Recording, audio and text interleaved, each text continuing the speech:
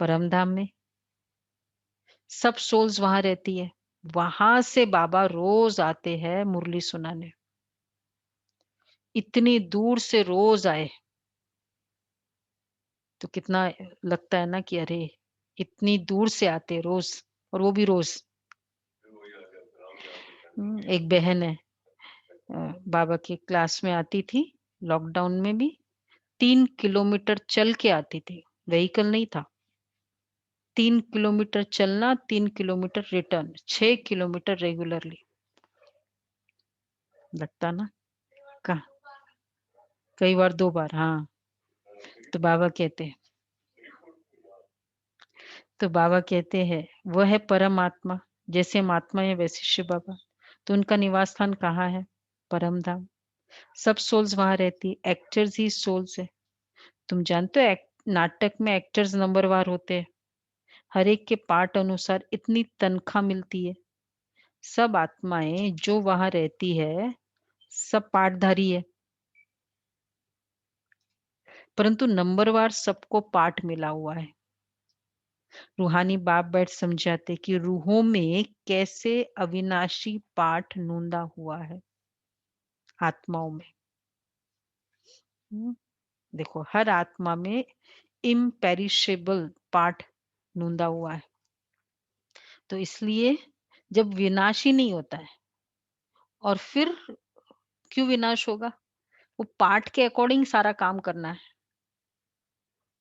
Decide भी क्या करता है? वो पार्ट ही है उसका।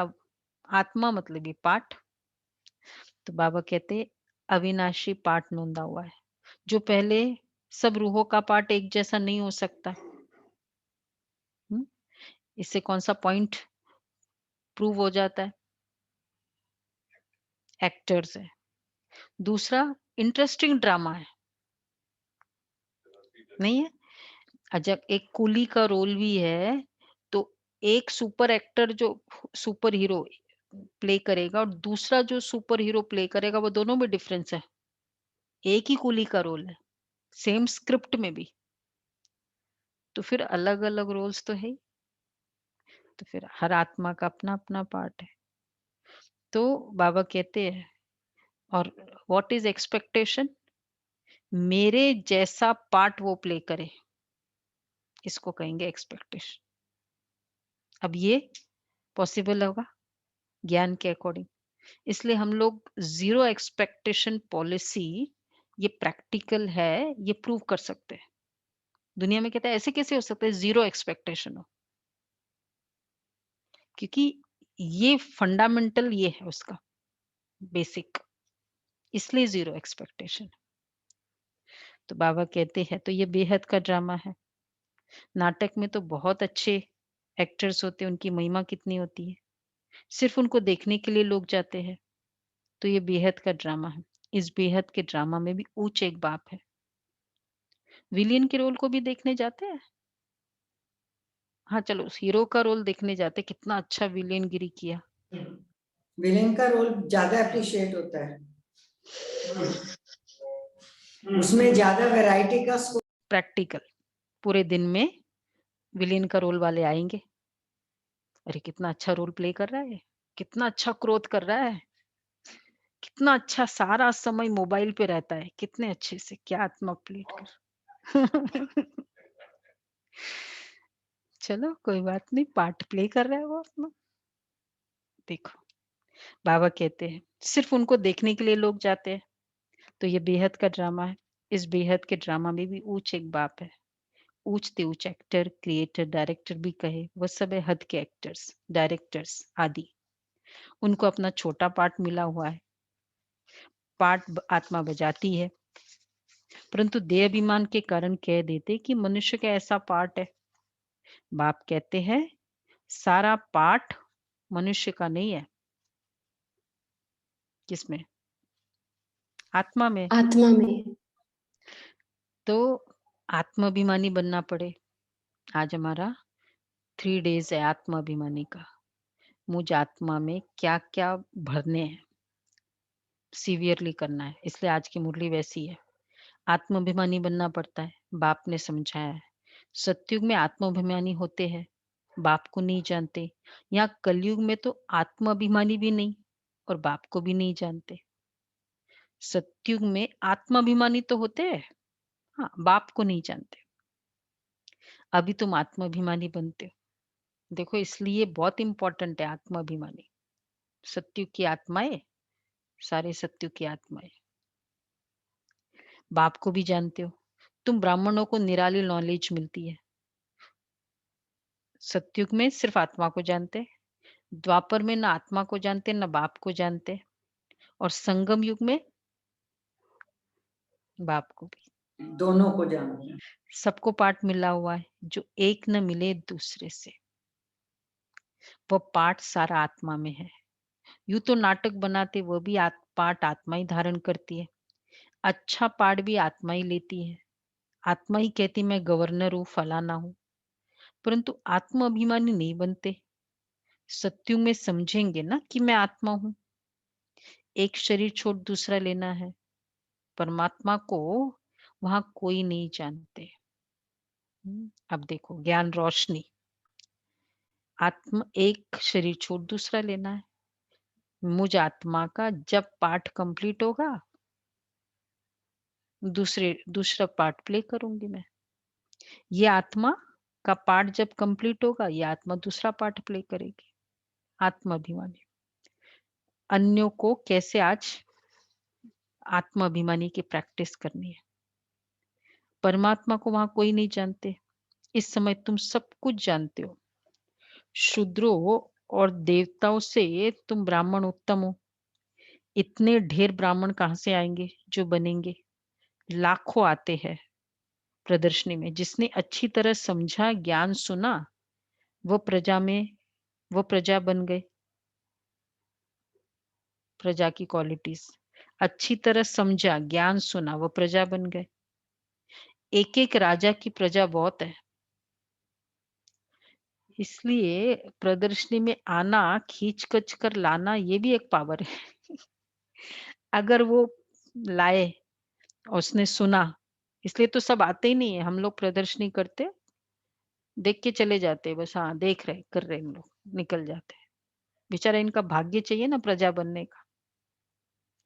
तो जो आत्मा मोटिवेट करे आओ आओ, और उसके कहने से आ रहा है, तो आप क्या समझना है? प्रजा बना रहा है, ये प्रजा के लिए बुला रहा है। देखो अपनी प्रजा क्रिएट कर रहा है। तो बाबा कहते हैं प्रजा भी निकलेगी, फिर साहूकार, राजा रानी, गरीब आदि सब निकलेंगे। प्रिंस प्रिंसेस बहुत है। प्रदर्शनी प्रोजेक्टर से कोई समझकर अच्छे भी बन जाते हैं, बन जाएंगे, सीखेंगे, योग लगाएंगे।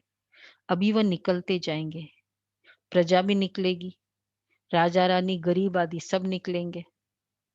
प्रिंस प्रिंसेस भी बहुत होते हैं। सतयुग से त्रेता तक प्रिंस प्रिंसेस बनने हैं। सिर्फ 8 व 108 तो नहीं होंगे ना, लेकिन अभी सब बन रहे हैं। त्रेता एंड तक चाहिए ना प्रिंस प्रिंसेस। 12 गद्दियां वहां की।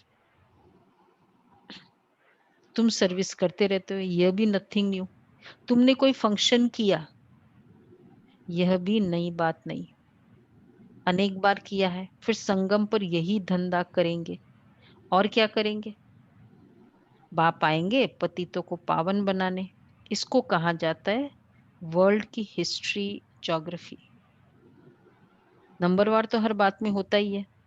तुम्हारे में जो अच्छा भाषण करते हैं, तो सब कहेंगे ना कि इसने बहुत अच्छा भाषण किया। दूसरे का सुनेंगे तो भी कहेंगे कि पहले वाला अच्छा समझाते थे।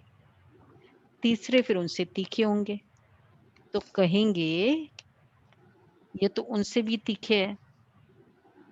हर बात में पुरुषार्थ तो करना होता है ना, एक दूसरे से निकलते जाएंगे। तो कौन सा पुरुषार्थ करना है कि हम उनसे ऊपर जाए? प्रैक्टिस तो करनी है ना आगे बढ़ने की। होशियार जो होते हैं, बाबा कहते हैं, एक इच्छा होनी चाहिए, एक दूसरे से तीखे जाए। वो कैसे समझा रहा है सीखे, फिर हम करें। तो होशियार जो होते हैं सीखेंगे। वह झट हाथ उठाएँगे भाषण करने के लिए। कोई पूछेगा, बाबा पूछेगा तो तुरंत रेडी। तुम सब पुरुषार्थी हो, आगे चल मेल ट्रेन बन जाएँगे। उन दिनों मेल फास्टेस्ट ट्रेन होती थी ना, उसके बाद हुआ स्टाइल एक्सप्रेस का और उसके बाद फिर राजधानी। अब कौन-सा है? डोरामडम नहीं, ड्यू ड्यूरंटो। हुँ, उन दिनों मेल ही होती थी। अब तो ड्यूरंटो को हाई फास्टेस्ट में माना जाता है। बुलेट आने वाली है उसके बाद लास्ट। तो बाबा कहते थे हमेशा कोई बहुत अच्छा करता था ना, पुरुषार्थ करता था या भाषण अच्छा करता था, तो बाबा कहते थे, "आगे चल मेल ट्रेन बन जाएँगे।" जैसे मम्मा स्पेशल मेल ट्रेन थी। बाबा का तो पता नहीं पड़ेगा क्योंकि दोनों इकट्ठे हैं। मम्मा एक बार गुलजार दादी किसी को समझा रही थी वहाँ, तो मम्मा जैसे पास हुई, तो देख मम्मा को पता नहीं चला कौन, बोला कौन समझा रहा है? तो बहुत स्वीट आवाज़ और प्यार से समझाते थे। तो मम्मा को फिर बोला गुलज़ार, दादी थोड़ी बोलते थे उन दिनों तो दीदी गुलज़ार। फिर मम्मा ने कहा कि इस बच्ची की आवाज़ बहुत सेवा करेगी। मम्मा का वरदान है। साकार में बाबा ने दिया था, जब जैसे ही उसकी आँख को देखा ना 8 इयर्स ओल्ड गुलज़ार दादी को, बाबा ने कहा इस बच्ची की आँखें बहुत सेवा करेगी। भगवान का एक वरदान। तो बाबा कहते हैं कि देखो, आगे चल मेल ट्रेन बन जाएँगे जैसे मम्मा स्पेशल मेल ट्रेन थी। तुम समझ ही नहीं सकेंगे कि कौन कहते हैं। तुम सदैव समझो कि शिव बाबा समझाते हैं। बाप और दादा दोनों जानते हैं, परंतु वह अंतर्यामी है। बाहर से कहते ये तो बहुत होशियार है, बाप भी महिमा सुन खुश होते हैं। लौकिक बाप का भी कोई बच्चा अच्छी तरह पढ़कर पद पाता है, तो बाप समझते ना कि ये बच्चा अच्छा नाम निकालेगा। पता चल जाता है ना कि ये बहुत सेवा करेगा। उसके बाद मोहिनी बहन कितनी बार कहती है डॉक्टर माथुर की कोठी लोधी रोड में थी। डॉक्टर माथुर, मोहिनी बहन निमित्त बनी थी स्टूडेंट। मम्मा ने कोर्स कराया, डॉक्टर माथुर जो फर्स्ट यज्ञ के साइंटिस्ट थे, श्री फोर्ट के स्टूडेंट, और उसके बाद फिर मोहिनी बहन ने कैरी फॉरवर्ड किया। तो उनकी कोठी में बाबा आते थे। तो फिर बाबा ने एक बार पूरा बच्चे, बाबा को बहुत शौक था सेवा का, तो बाबा तो कहीं जाते ही नहीं थे, just founder of the organisation, कोई भी प्रोग्राम में बाबा नहीं जाते थे ऐसा मेन गेस्ट, जैसे अब आजकल दादी आती है ना वैसे बाबा नहीं जाते थे। तो बाबा ने एक बार जब दिल्ली में आए कोठी कोठी में, तो बोला कि बच्चे, अ, तुम लोग कैसे कॉन्फ्रेंस करते हो बाबा को बताओ, बाबा देखना चाहता है। तो सब बच्चों ने किया, एक चीफ गेस्ट बना, एक परिचय देने वाला, एक कोऑर्डिनेटर, एक गेस्ट ऑफ ऑनर, सब कुछ ऐसे बाबा ने सब सब लोग बने और बाबा के सामने वैसे की वैसे ऐसे जैसे ना बाहर प्रोग्राम करते हैं। बाबा को बहुत अच्छा लगा, शाबाशी दी, गुलजार दादी को विशेष बाबा ने करा। तो बाबा कहते हैं, तो बाबा कहते हैं, बाबा से कहते हैं, हाँ, तो बाप समझते कि ये बच्चा अच्छा नाम निकालेगा। यह भी समझते कि फलाना बच्चा इस रूहानी सर्विस में होशियार है। मुख्य तो भाषण है, किसको बाप का संदेश देना, समझाना, ये तो बहुत है। जानकी दादी भी, निर्मल स्वामी जी आए थे अमृतसर में, दादी बताती है हमेशा। और अम, जब मतलब बाबा को बताया, उन दिनों मेल ये तो कुछ नहीं था ना, ईमेल मैसेजेस या कुछ, तो बाबा को बताया। तो बाबा ने कहा कि ठीक है, बाबा अ, मदद करेगा। तो यहाँ बाबा दादी ने भाषण किया और बाबा ने लिखा और बाद में जब टैली किया, हूबहू जैसे बाबा ने लिखा, वैसा ही दादी ने भाषण किया था। एग्ज़ैक्टली वाइब्रेशंस की सेवा। वो थोड़ी था कोई कि कुछ भी कोई ये साधन तो थे नहीं। एग्ज़ैक्ट वैसा का वैसा सेवा। तो बाबा ने मिसाल तो मुख्य तो भाषण है, किसको बाप का संदेश देना, समझाना। बाबा ने मिसाल भी बताया था। अच्छा, किसको 5 बच्चे थे, तो कोई ने पूछा कि तुमको कितने बच्चे हैं? तो बोला कि 2 बच्चे हैं। कहा कि तुमको तो 5 बच्चे हैं। 2 बच्चे कैसे? तो कहा कहना तो वही मानते हैं। हाँ, सपूत तो 2 है ना। सपूत बच्चे 2 हैं, जो मेरी आज्ञा का पालन करते हैं। यहाँ भी ऐसे है, बच्चे तो बहुत है, बाबा इशारा दे देते हैं।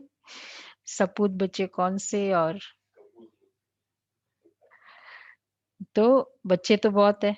बाप कहेंगे ये डॉक्टर निर्मला बच्ची बहुत अच्छी है। बहुत प्रेम से लौकिक बाप को समझाए, सेंटर खुलवा दिया।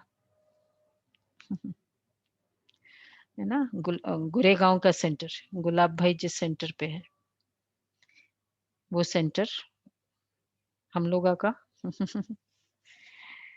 तो वो सेंटर निर्मला दीदी ने अ, उनके फादर ने दिया था।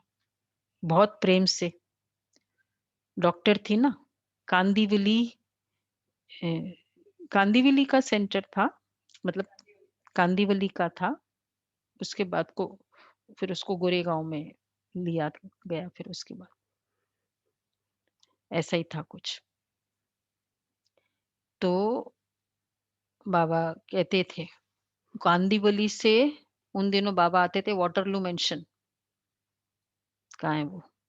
South Bombay, Gamdevi marine drive नहीं है वहाँ?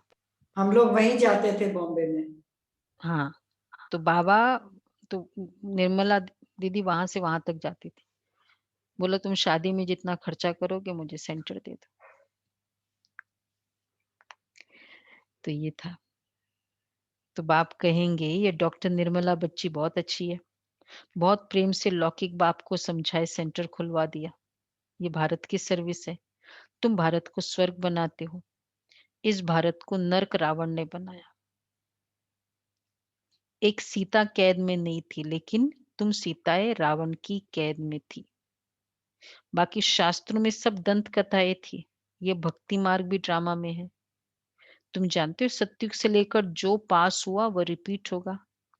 आप ही पूज्य, आप ही पुजारी बनते हैं। बाप कहते हैं मुझे आकर पुजारी से पूज्य बनाना है। पहले गोल्डन एजर फिर आयरन एजर बनना है। सतयुग में सूर्यवंशी लक्ष्मी नारायण का राज्य था। राम राज्य तो चंद्रवंशी था। इस समय तुम सब रूहानी क्षत्रिय योद्धे हो। लड़ाई के मैदान में आने वाले को क्षत्रिय कहा जाता है ना। तुम हो रूहानी क्षत्रिय। बाकी वह है जिस्मानी क्षत्रिय। उनको कहा जाता है बाहुबल से लड़ना झगड़ना। शुरू में मल्ल युद्ध होती थी बाहों आदि से, आपस में लड़ते थे, फिर विजय को पाते थे। बॉक्सिंग इतना पॉपुलर स्पोर्ट्स गेम नहीं है ना आजकल, है कहीं कहीं चलता है, विदेशों में चलता है, बट ऐसे अदरवाइज इधर भारत में इतना प्रचलित नहीं है बॉक्सिंग। और हमारा बॉक्सिंग ही है माया के साथ, मल्ल युद्ध। तो बाबा कहते हैं शुरू में मल्ल युद्ध होती थी बाहो आदि से, आपस में लड़ते थे फिर विजय को पाते थे।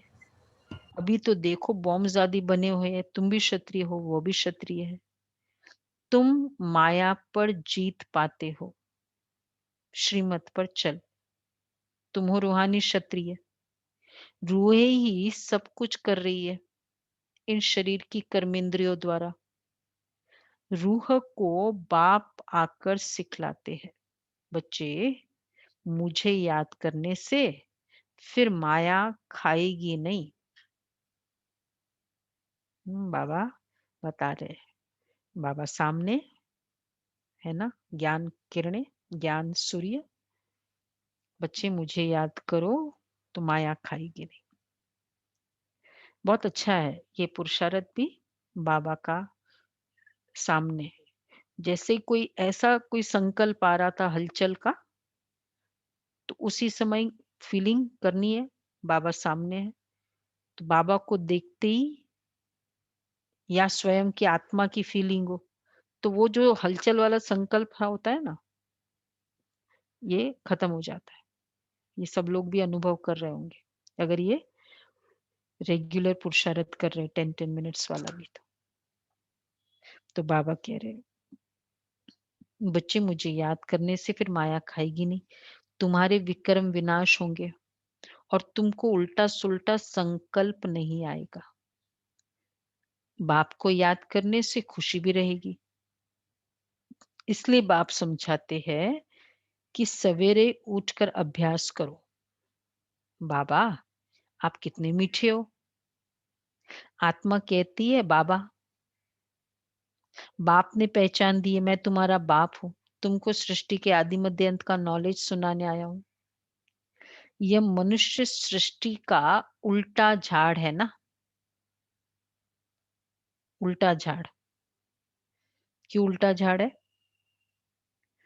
बताओ, नए नए बताए बच्चे।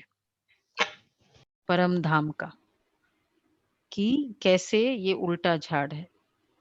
देखो कई बार हमने चित्र बताया है ना, परम धाम का चित्र सबके क्लियर है ना। हम्म, देखो परम धाम का चित्र तो क्लियर हो जाएगा। हाँ हाँ, तो ये दिखाई दिया, ये है परम धाम का चित्र। तो बीज ऊपर है उल्टा, और ये पूरा फैलाव नीचे की तरफ है, तो इस कारण इसको कहेंगे उल्टा झाड़। तो बाबा कहते हैं नहीं दिखा, नहीं देखा, हाँ वो एक अलग बात है। इधर है सामने, देखो पीछे। हम्म, तो बाबा कहते हैं ये मनुष्य सृष्टि का उल्टा झाड़ है। ये वैरायटी धर्मों की मनुष्य सृष्टि, इसको कहा जाता है विराट लीला। बाप ने समझाया कि इस मनुष्य झाड़ में मैं बीज रूप हूँ, मुझे याद करते हैं। कोई किस झाड़ का, कोई किस झाड़ का, फिर नंबरवार निकलते हैं। ये ड्रामा बना हुआ है। कहावत है कि फलाने ने धर्म स्थापक पैगंबर को भेजा, परंतु वहां से ऊपर से भगवान ने उनको भेजा, परंतु वहां से भेजते नहीं है। बाबा कहते हैं ये ड्रामा अनुसार रिपीट होता है। ये एक ही है जो धर्म और राजधानी स्थापन कर रहे हैं। ये दुनिया में कोई भी नहीं जानते। अभी ये संगम विनाश की ज्वाला प्रज्वलित होनी है। यह है शिव बाबा का ज्ञान यज्ञ। उन्होंने रुद्र नाम रख दिया है। प्रजापिता ब्रह्मा द्वारा तुम ब्राह्मण पैदा हुए हो। तुम ऊंच ठहरे ना ब्राह्मण, इसलिए डायरेक्ट परमात्मा के वंशावली। देखो हम भगवान के महावाक्य डायरेक्ट सुन रहे हैं। देखो हम में और हमारे थ्रू भी जो ज्ञान सुन रहे हैं उसमें क्या फर्क है। एक है बाबा की मुरली सुनने वाले बच्चे, हम लोग सभी। एक है क्लासेस बहुत अच्छी लगती है आत्माओं की सुनना, क्योंकि क्लासेस भी अच्छी है, इंटरेस्टिंग है। और एक है शिवानी बहन, बस वो सुना देना, मैं रोज सुनती हूँ शिवानी बहन का।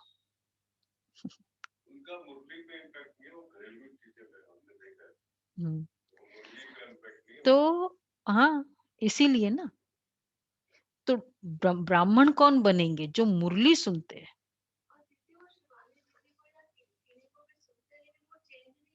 हाँ, चेंज आएगा ही नहीं। हाँ। हाँ, सुनने बस वो अच्छा है, सुनने का नेचर हो गया ताकि फिर बाद में वो ज्ञान सुने। हाँ, हाँ, भगत बनने वाले बच्चे। ब्राह्मण बच्चे कौन है? जो मुरली सुनते हैं। एकदम मुरली भगवान के महावाक्य सुना, बस ये मेरे लिए है, मैंने नोट किया। तो बाबा कहते हैं कि ये है, तुम हो ब्राह्मण, तो मैं ब्राह्मण हूं, मतलब मैं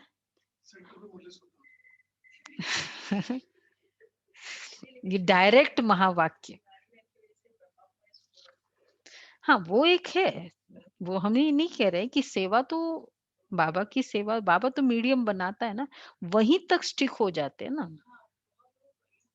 हाँ, वो उसमें प्रॉब्लम है। तो तुम भी क्षत्रिय हो, तो बाबा कह रहे हैं इस ये मनुष्य सृष्टि का उल्टा झाड़ है। प्रजापिता ब्रह्मा द्वारा तुम ब्राह्मण पैदा हुए हो, तुम ऊंच ठहरे ना, पीछे और बिरादरियां निकलती है। वास्तव में तो सब ब्रह्मा के बच्चे हो। ब्रह्मा को कहा जाता है ग्रेट ग्रेट ग्रैंडफादर। सीजरा है, पहले पहले ब्रह्मा ऊंच, फिर सीजरा निकलता है। कहते भगवान सृष्टि कैसे रचते हैं? रचना तो है, रचना तो है, जब वो पतित होते हैं तब उनको बुलाते हैं, वही आकर दुखी सृष्टि को सुखी बनाते हैं, इसलिए बुलाते हैं। बाबा दुख हरता सुख करता हो, नाम रखा है हरिद्वार। हरिद्वार अर्थात हरि का द्वार। वहां गंगा बहती है, समझते हम गंगा में स्नान करने से हरि के द्वार चले जाएंगे, परंतु हरि का द्वार है कहाँ? वह फिर कृष्ण को कह देते हैं हरि का द्वार तो शिव बाबा है।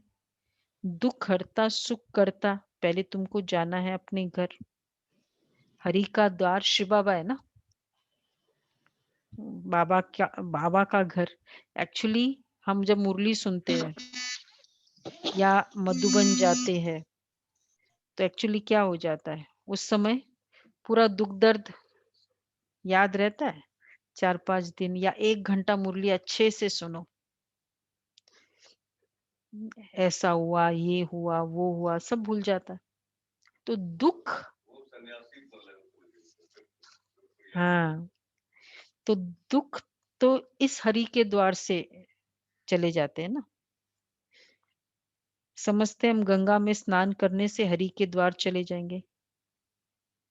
तो दुख हरता सुख करता, हरि का द्वार तो शिव बाबा है। दुख हरता सुख करता, तो पहले तुमको जाना है अपने घर। तुम बच्चों को अपने बाप का और घर का अभी मालूम पड़ा है। बाप की गद्दी थोड़ी ऊंची है, शिव बाबा ज्ञान सूर्य थोड़ी ऊंची है। आज बाबा कितना क्लियरली बता रहे हैं। फूल है ऊपर में, फिर युगल दोनों उससे नीचे, फिर रुद्रमाला होती है। रुद्रमाला सो विष्णु की माला, विष्णु के गले का हार, वही फिर विष्णुपुरी में राज्य करते।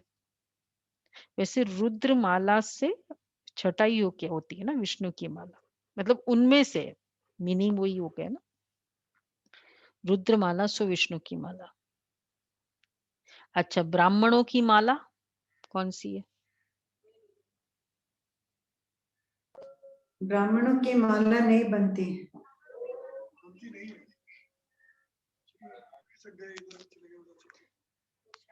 ब्राह्मणों की माला नहीं है। ब्राह्मणों की माला क्यों नहीं है तो समझ। हाँ, विष्णु की माला, रुंड माला। हम्म, आज नहीं, अदरवाइज बाबा ने बताया हुआ है। तो बाबा कहते हैं ब्राह्मणों की माला नहीं है। क्यों? क्योंकि घड़ी-घड़ी टूट पड़ते हैं। कल बहुत अच्छा नशा, महीनों की बात ही नहीं, कल एक दिन बहुत अच्छा नशा आज नहीं है, टूट पड़े, घड़ी-घड़ी टूट पड़ते हैं। आज ठीक है, कल तूफान आ जाते हैं, ग्रहचारी आने से ठंडे हो जाते हैं। बाप कहते हैं कि मेरा बनंती आश्चर्यवत सुनंती कथंती ध्यान में जावंती माला में पिरोवंती फिर नया word है, फिर फिर एकदम भागंती। भागंती फिर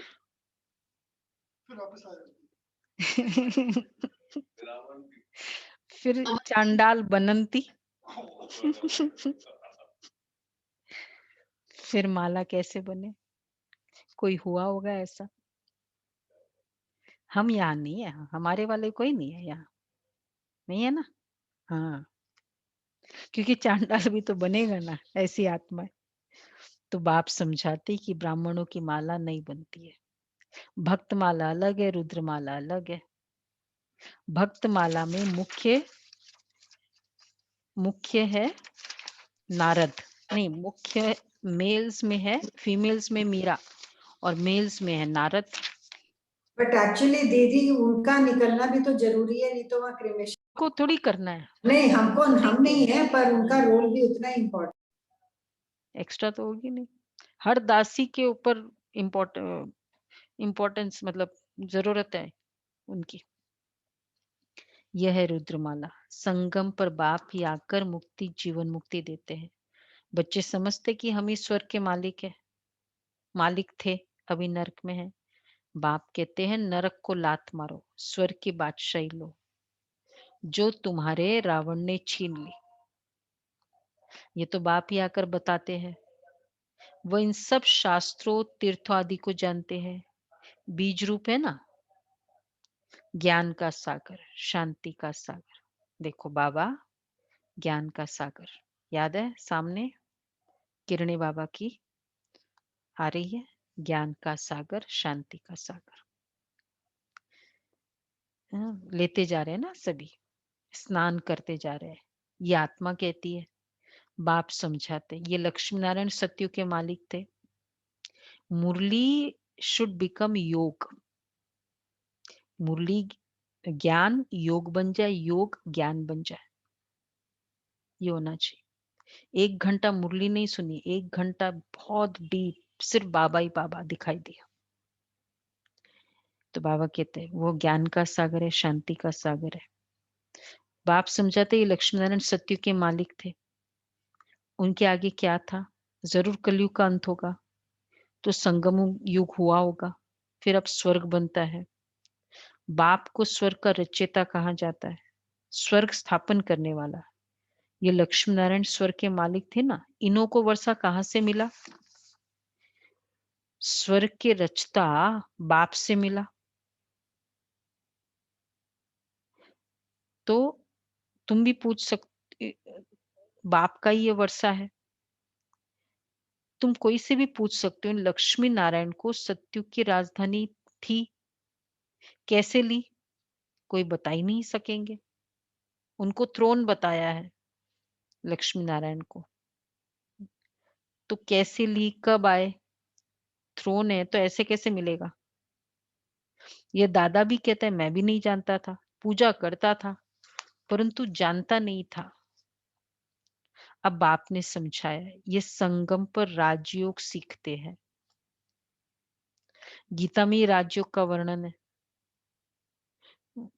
देखो इतना, जैसे श्री कृष्ण के लिए, श्री राम जी के लिए लीलाएं है कि इन्होंने इतना कुछ किया, इसलिए उनकी इतनी महिमा है। अब इतना सारा 125 इयर्स 150 इयर्स की जो भी लीलाएं बताए, इस कारण उनकी महिमा है। पर नारायण, श्री नारायण जी का भी उतना ही महत्व है, लक्ष्मी जी का भी उतना ही महत्व है, लेकिन इतनी बड़ी लीला तो है नहीं। नहीं, लीलाएं कहाँ इतनी बड़ी है? मैंने तो भागवत में नहीं पढ़ी। हाँ, इंसिडेंट्स है, लक्ष्मी जी इसके पास जाती थी, इसके पास गई, वो सब स्टोरी नरक चतुर्दशी का, वो स्टोरीज़ जो बताते हैं दिवाली के समय, बिट्स एंड पीसेस में, बट इतनी बड़ी लीलाएँ इनकी बच्चे जैसे जीवनी है वैसे जीवनी नहीं है उन जीवनी लोगों की। पर फिर महिमा तो बहुत है, तो ज़रूर कहीं तो ऐसा जीवनी रहा होगा ना?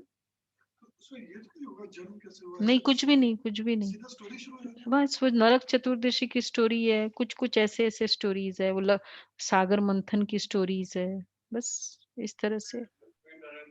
और जबकि राम और कृष्ण को भी नारायण का ही अवतार। अवतार है तो लेकिन इतना क्लैरिटी होनी चाहिए ना, वही है, बहुत सब मिक्स अप हो गया है ना, वो सोचते हैं कि नारायण फुल है, उनके वंशज है ये, मतलब उनके अवतार है, नीचे आए हैं।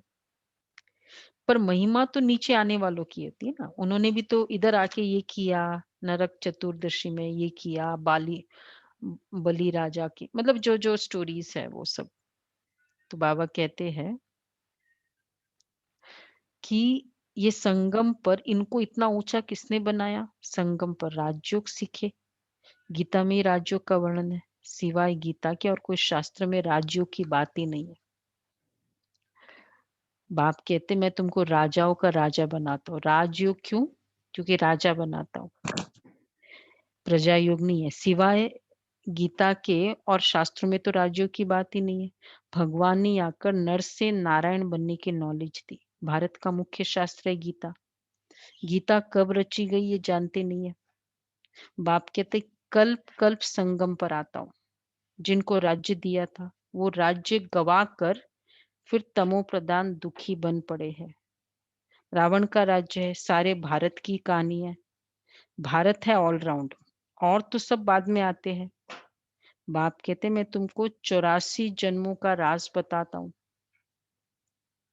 5000 वर्ष पहले तुम देवी देवता थे, तुम अपने जन्मों को नहीं जानते हो। हे भारतवासियों, बाप आते अंत में, आदि में आए तो बाबा बोल रहा है, सामने बैठा है। बाबा कहते मैं अगर आदि में आऊं, शुरू में आऊं, तो क्या लिमिटेशन हो जाएगी? तो आके करेंगे क्या? क्योंकि उनका काम है ज्ञान देना और पतित को पावन। हाँ, आदि में आए तो आदि अंत का नॉलेज कैसे सुनाए? अंत में आने से पूरी नॉलेज सुनाते हैं ना। शुरू में आ जाए तो पूरी नॉलेज कैसे सुनाएंगे कि ऐसे ऐसे हुआ था, ये हुआ था। पिछले कल्प का बताना पड़ेगा। इस कल्प का नहीं। तो वो तो इस कल्प का बताएगा ना, पिछले फिर बोलेंगे वो बाकी सब कल्प इसके अकॉर्डिंग है। हाँ, तो बाबा कहते हैं, तो आप अभी संगम पर ही नॉलेज देते हैं। जरूर नॉलेज सुनाने अंत में आना पड़े। बाबा मतलब ही डिस्क्लोजर।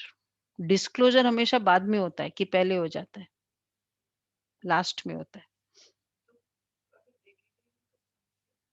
हाँ, तो कुछ स्टोरी नहीं है ना, तो सुनाएगा क्या? तो ये समझने की बात है। भगवान उवाच मैं तुमको राजयोग सिखाता हूँ। ये यूनिवर्सिटी है पांडव गवर्नमेंट की। अभी ये संगम, यादव कौरव और पांडव, उन्होंने बैठ सेनाएं दिखाई है। बाप समझाते यादव कौरव विनाश काले विपरीत बुद्धि, एक दो को गाली देते रहते हैं।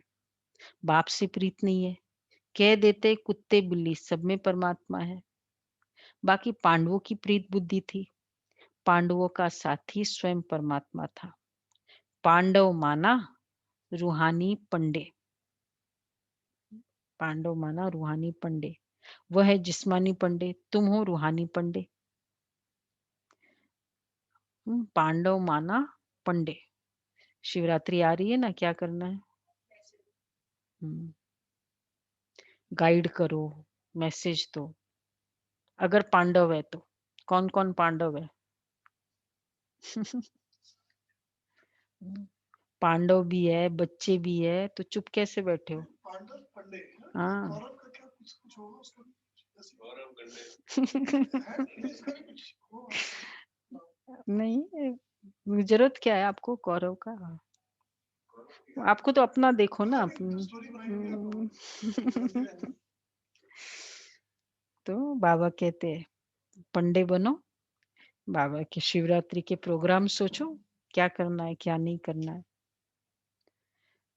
अच्छा मीठे-मीठे सिक्के लदे बच्चों प्रति माता-पिता, बाप-दादा का याद प्यार, गुड मॉर्निंग, रूहानी रूहानी बाप की रूहानी बच्चों को नमस्ते। हम रूहानी बच्चों की रूहानी बाप दादा को याद प्यार नमस्ते गुड मॉर्निंग। थैंक यू बाबा। थैंक यू बाबा। शुक्रिया। पहला पॉइंट है आत्म अभिमानी बन। इस बेहद नाटक में हीरो पार्ट बजाना है। अव्यक्त इशारे तक ये सारे करने हैं, वो पुरुषार्थ, फिर लास्ट में हम दूसरा इसका योग करेंगे। हर एक एक्टर का पार्ट अपना-अपना है, इसलिए किसी के पार्ट में रीस नहीं करनी है। हर एक्टर है, हर एक का पार्ट अपना है, हर एक एक्टर का पार्ट अलग-अलग होगा ही। अच्छा, दूसरा है सवेरे-सवेरे उठकर अपने आप से बातें करनी है, अभ्यास करना है। मैं इन शरीर की कर्मेंद्रियों से अलग हूँ। बाबा आप कितने मीठे हो। आप हमें सृष्टि के आदि मध्य अंत का ज्ञान देते हो। देखो, तो ये बातें करो। वरदान है सदा देहाभिमान व देह की बदबू से दूर रहने वाले इंद्रप्रस्थ निवासी भव।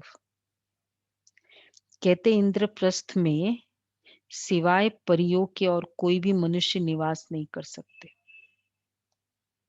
मनुष्य अर्थात जो अपने को आत्मा न समझ देह समझते हैं। मनुष्य किसे कहेंगे? जो अपने को आत्मा न समझ देह समझते हैं। मैं तो देह अभिमान और देह की पुरानी दुनिया, पुराने संबंधों से सदा ऊपर उठते रहो। जरा भी मनुष्यपन की बदबू न हो। देही अभिमानी स्थिति में रहो। ज्ञान और योग के पंख मजबूत हो, तब कहेंगे इंद्रप्रस्थ निवासी। देखो, इंद्रप्रस्थ सतयुग को कहा जाता है, दिल्ली राजधानी। कौन है उस राजधानी में? जो मनुष्य नहीं है, आत्माएं। तो देह अभिमान पुराने संबंध से मनुष्यपन की बदबू न हो, बड़ी इंपॉर्टेंट है। रोल्स की बदबू, मैं बेटा हूँ, बेटी हूँ, ये सब मनुष्यपन का, मैं चेयरमैन हूँ, ये सब देह अभिमान की बदबू है। देही अभिमानी रहो, मैं आत्मा हूँ, ठीक है, ये अब ये रोल प्ले कर रही हूँ मैं आत्मा, ठीक है। मनुष्यपन की बदबू ना हो, तो क्या कहेंगे? मैं आत्मा अभिमानी। आज का तो बहुत अच्छा है, जिसमें मेरा मनुष्यपन ना हो। मैं देही अभिमानी या आत्म अभिमानी इंद्रप्रस्थ निवासी। सिंपल मैं इंद्रप्रस्थ वासी हूँ और उसके अंदर फिर वो डिटेलिंग आ जाएगी। तो फिर इंद्रप्रस्थ इंपॉर्टेंट है, क्योंकि मनुष्यपन का बदबू ना हो। नहीं नहीं, देह सारा कुछ आ गया ना। वो तो उसको कैसे भी लो, लेकिन देह से बियॉन्ड मनुष्यपन की बदबू ना हो, ये इंपॉर्टेंट है। ज्ञान और योग के पंख मजबूत हो। परी है ना, इंद्रप्रस्थ में परिया होती है। हाँ, कैसे? वो उसमें शरीर नहीं है, उस इंद्रप्रस्थ नहीं, बट फिर इसमें तो फिर शरीर का आ जाता है ना इम्पोर्टेंस, इसमें शरीर का नहीं होगा। तो ये फीलिंग में रहना है। और दूसरा स्लोगन है अपने तन मन धन को सफल करने वह सर्व खजानों को बढ़ाने वाले ही समझदार है। तीनों को सफल करने और सर्व खजानों को बढ़ाने वाले ही सफल समझदार है। अच्छा, और आज का हाँ, मैं आत्म अभिमानी इंद्रप्रस्थ निवासी हूँ, तो ऑटोमेटिक सारा याद आ जाए। ये सोमान था। अच्छा, आज का सोल कॉन्शियसनेस का अव्यक्त इशारा। पहला पाठ आत्मिक स्मृति का पक्का करो। आत्मा इन कर्मेंद्रियों द्वारा कर्म कर रही है, तो अन्य आत्मा का भी कर्म देखते हुए स्मृति रहेगी कि यह भी आत्मा कर्म कर रही है। ऐसी अलौकिक दृष्टि जिसको देखो आत्मा रूप में देखो, इससे हर एक कर्मेंद्रिया सतो प्रधान स्वच्छ हो जाएगी। तो ये भी पूरा आत्मिक अभिमानी। दूसरा भी आत्मा अपना कर्म कर रही है, पार्ट प्ले कर रही है। ये आत्मा अपना पार्ट प्ले कर रही है, आत्मा अपना पार्ट प्ले, उसमें जो रिकॉर्डिंग थी। तो ये तो अभी तक, शुरू से लेकर अभी तक जो जो किरणें मुझे मिली, किसकी? ज्ञान की, स्नान, अग्नि। 1 मिनट फिर वापस हम बैठेंगे बाबा के सामने, और अंटिल अव्यक्त इशारे अपने देखो कि आज मुझे अग्नि से ये भस्म करना है, या ये पॉइंट, ये बाबा का पॉइंट ऐसा स्नान है, उससे मैं क्लीन हो गई, पुरानी मेमोरीज को क्लीन किया। तो ऐसा विपिन, ऐसा स्नान, ऐसा अग्नि। 1 मिनट वापस, चलो बैठते हैं। ज्ञान किरणें बाबा,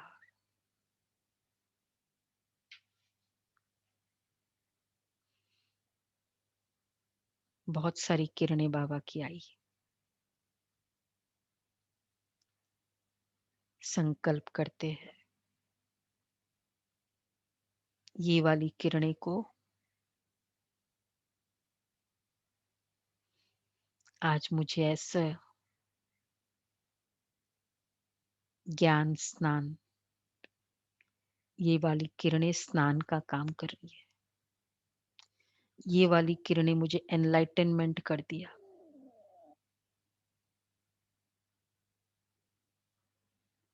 डिसाइड करें कौन कौन सी किरणें।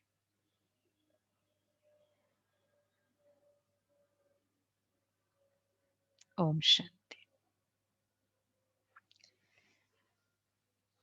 रिवाइंड हो गई।